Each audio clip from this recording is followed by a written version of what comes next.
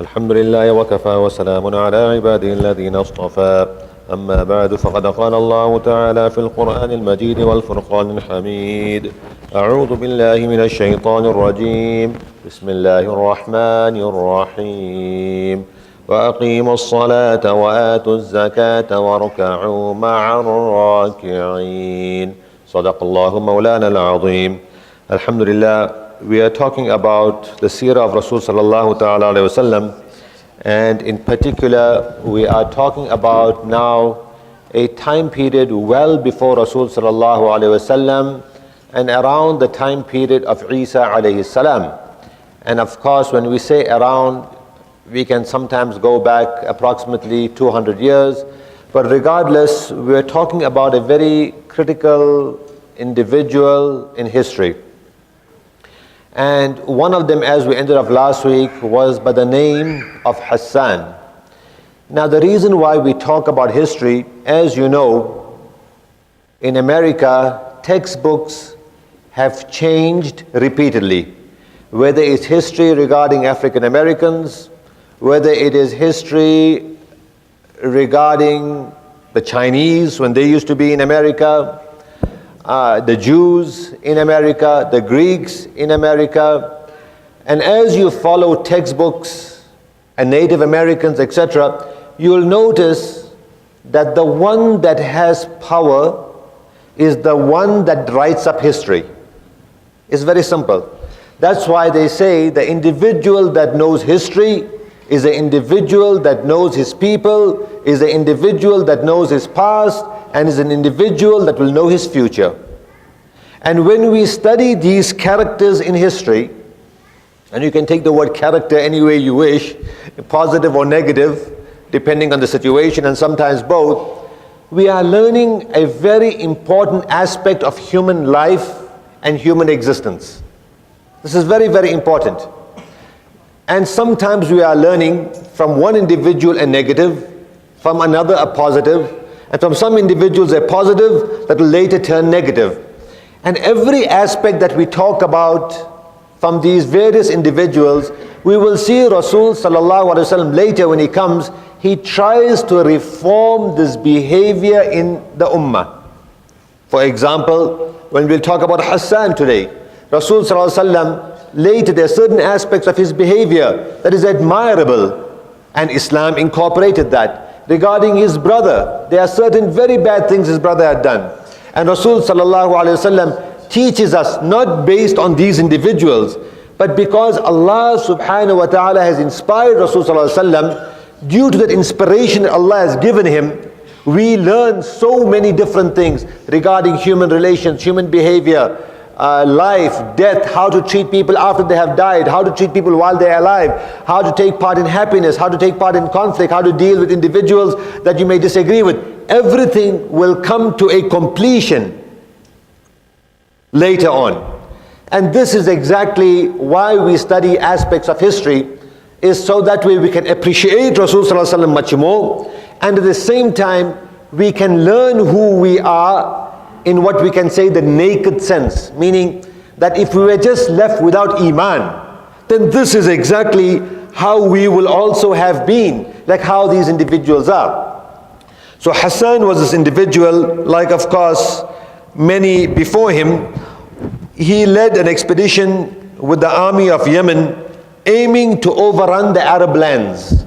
So destroying Arab lands is nothing new. Taking away their resources is nothing new. Beating up its people is nothing new. Exploiting its people is nothing new. Abusing its people is nothing new. Taking away the land and overrunning it is nothing new. This is how society had been, and this is exactly what he was part of as well. And again, not to go on to politics, we know the issue that took place in Jerusalem not too long time ago, and inshallah a statement will be made regarding that by our president, inshallah. The thing that is most mind-boggling to me is how, again, our history is being reframed. You speak to a young brother, for example, and you say, you know what happened in Jerusalem? Do you know the politics of what took place? And almost immediately the young one will say, Imam, let's talk about peace in Palestine. Let's talk about peace, really. Because the media is saying this all the time. What the media is saying is, let's talk about peace. So when you say and you bring up the facts of what's happening and what should not happen, immediately the young one goes off. He or she doesn't realize they are reacting to a media statement, and what they say immediately, let's talk about peace. That means they don't want to say, let's look at the historical point of view. Who was there first? What did they do? I mean, we are addressing that aspect of history. Right here we are talking about what? We are talking about Hassan overrunning the Arab lands. So back then they already knew it was the Arab lands. Right? So anyway, this is how and why history is very important, is because when anyone gets into a conflict, immediately we say, let's talk about peace. So rather than addressing the roots of the issue, rather than finding out what created the state of Israel, how did they come over there? By the way, we're not talking about whether the state of Israel should be there or not there. That's a separate issue. But we have to, for example, if my hand is hurting over here, you don't just say, his hand is hurting, give him ibuprofen. That's not what you do. What happened? Did you fall? Did you slip? Does it happen every year during winter? By the way, my hand is fine, alhamdulillah. But these are the questions you'd ask. You try to find out what is the thing that is causing the pain on your hand.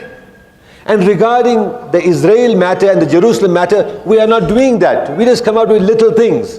And later we will find out in this history that one of the great grandfathers of Rasul sallallahu alaihi wasallam is buried in Palestine. And that's a beautiful story. How he went there, what he went there, what happened over there, and why was the feelings of Rasul sallallahu alaihi wasallam so great for the people of Palestine? What made him say at one point that yes, if you cannot visit, if visiting is something you have to do, then these three places must come to mind.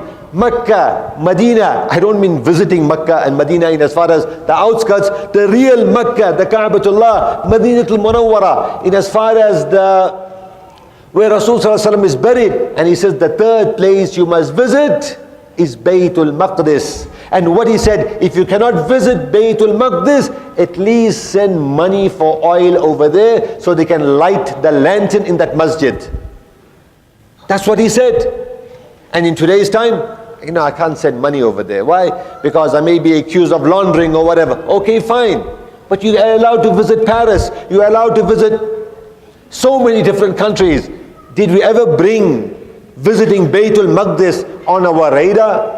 It's not way off the world. Wherever you go in the Far East, Baytul Maqdis is probably 3 to 4 hours away from there. But because we have let ourselves become reframed by our society regarding politics, we don't want to go there. We just use words like dangerous, etc. But we use things that will benefit us, or the way we think it will benefit us. So coming back to Hassan in this aspect of history, his goal was to overrun the Arabs and kill them and do every type of evil to them and destroy them and bring them into servitude. By the time he came to a place in Iraq, and there was a group called the Himyar, and they told him, and his members of his fighting party says, you know what, we don't want to overrun Iraq. We are done. We don't even know why we are fighting. So anyway, Hassan was adamant on doing what he had to do. So they went up to his brother. His brother's name was Amr. And again, now we are learning something very important. When anyone comes to you and wishes to give you a position, whatever that position is, understand full well. Nobody just gives that positions out there, right? Whatever that position may be. They always look for a candidate that can fulfill their agenda, whatever it may be, whether it's mayor, whether it's prime minister, whether it's president, you name it. Positions are not given out for nothing. We only give positions to people when we can control that individual without that individual knowing he or she is being controlled. This is how human life is, and this is how the powers that be always are. Again, we are seeing something very important from a historical point of view. So they went to Amr and they said, Amr, we'll make you the leader of the people. Under one condition, your brother stops doing what he's doing, and in particular, we will kill him. So let us gang up together and kill him, and we'll make you the leader of our folks. So Umar was naive, the younger brother, and what he said, okay, fine, let's plan on that. Hassan, again we learn dignity. Hassan was a good man, in some form. I mean, he did his nonsense, but in a way too, he was good. And he said to Umar, and this is something I learned tremendously, and I hope I can practice this aspect, where Hassan said to Umar, look, at the end of the day, we are one family. At the end of the day, we are a noble family. At the end of the day, we are the people in power. And the people want to see us fighting and killing one another as brothers. Let us not let the people come in between us.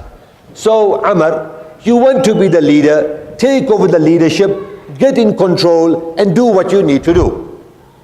Umar would not listen, because he was on that ego trip. You know, I got all these people on my side. Now it's my time to show my strength and my power. This is human nature, again, in its naked form. Umar was told, please, don't kill, don't kill. You want the position, take the position, Hassan said, but don't do this. He killed his brother. Now there was a man at that point in time, his name was Zu Ru'ayn.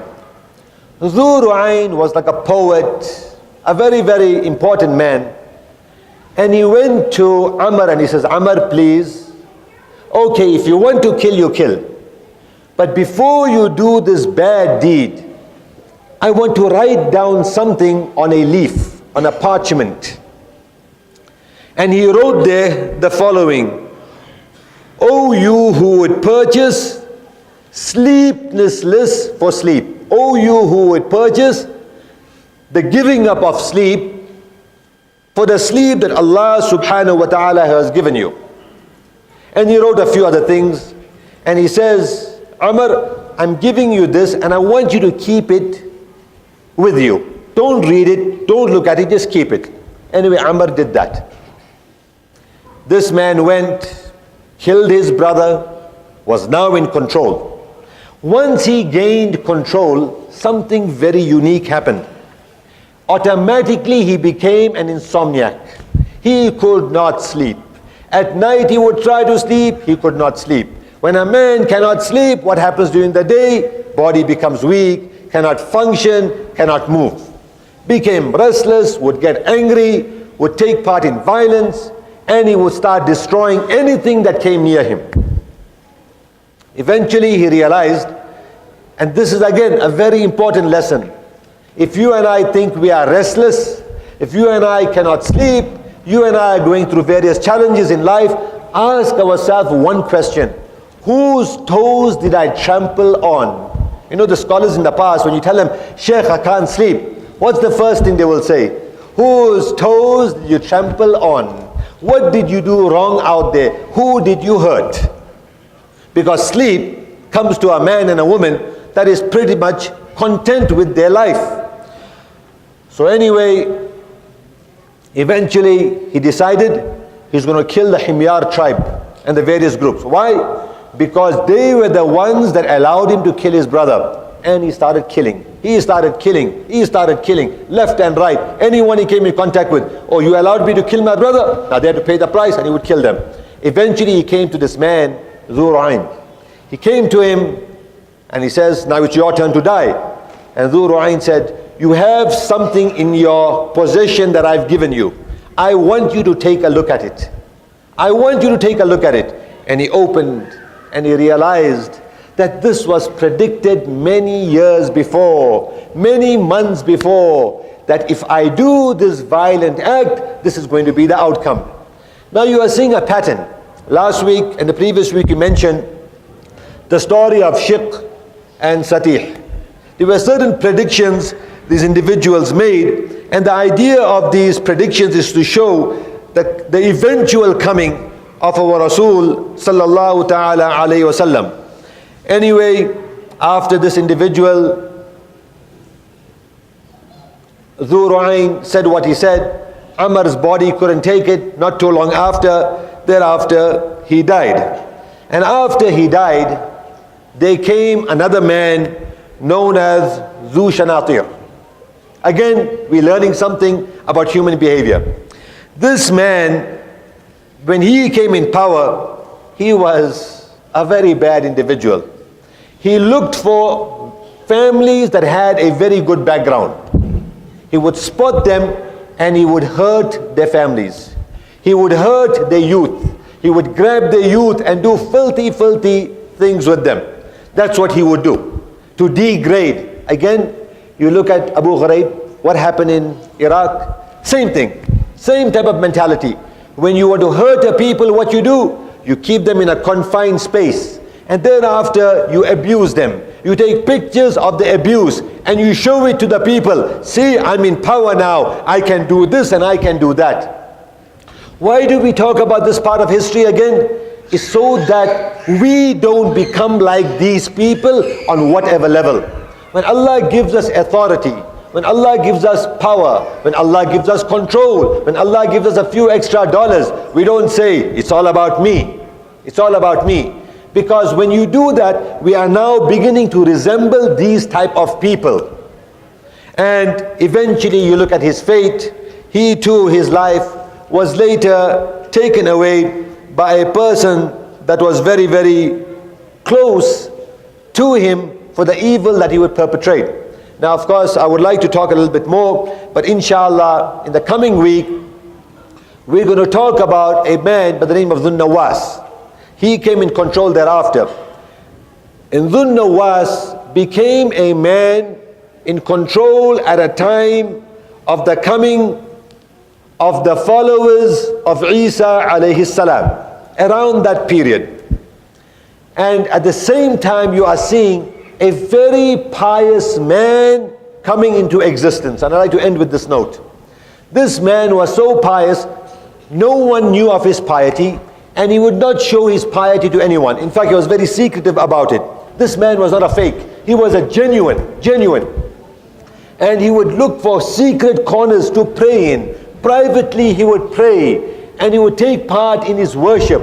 And next week we're going to talk about how Allah subhanahu wa ta'ala gave him a magnificent position, despite at times being part of an environment that was very odd in nature. So again, just to recap for some of you that are our guests over here today, we are talking about the Seerah of Rasul sallallahu alaihi wasallam, and the Seerah of Rasul sallallahu alaihi wasallam begins at the time roughly of Ibrahim alayhi salam. We are in between Ibrahim alayhi salam and somewhere in between Rasul sallallahu alaihi wasallam, which is a time period of around, some would say Isa alayhi salam, some will say much more before that. But inshallah next week we will continue from here on. So many of you, I notice, are enjoying it. Many of the young ones are saying continue with it. So inshallah, until you get tired, we will continue. We're talking about these important things. Wa akhir da'wana alhamdulillahi rabbil alamin.